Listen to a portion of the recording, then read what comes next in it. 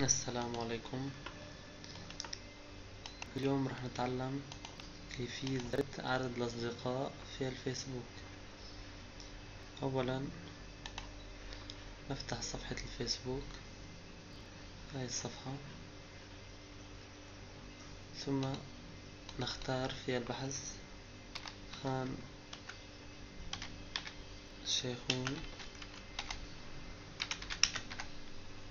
طبعا طلعت النتيجة معي معاوية المرعي،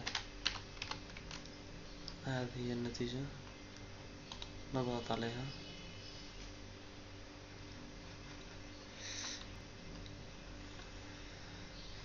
ثم نأتي إلى هذه الكلمة هنا الإيميلات انسخ. مشاهدة المزيد، هذه جميعها إيميلات. الآن نأتي لنسخها جميعا، ننسخ الإيميلات جميعا.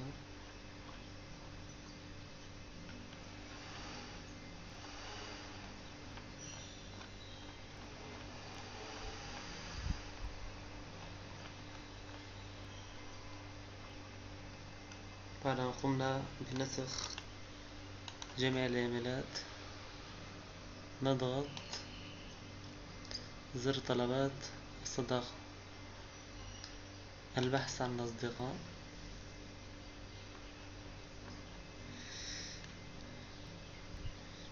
بعد أن ضغطنا زر البحث عن الأصدقاء، نضغط إدارة جهات الاتصال المستوردة. نأتي إلى دعوة الأصدقاء، ثم نضع الإيميلات جميعها هنا، نلصق. هاي الإيميلات كلها صارت هنا.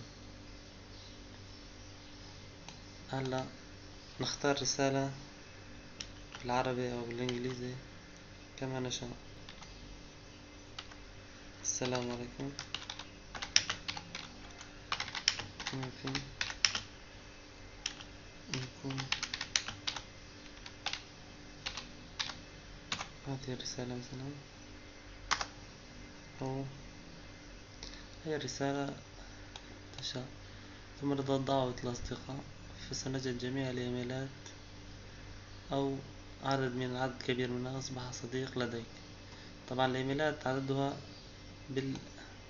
2500.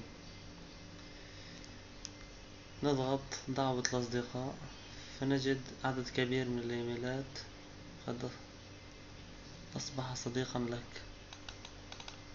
أتمنى أن يكون الشرح قد أعجبكم، ولا ننسى أن نقرأ الفاتحة إلى أرواح شهداء خان شيخون. وشكرا.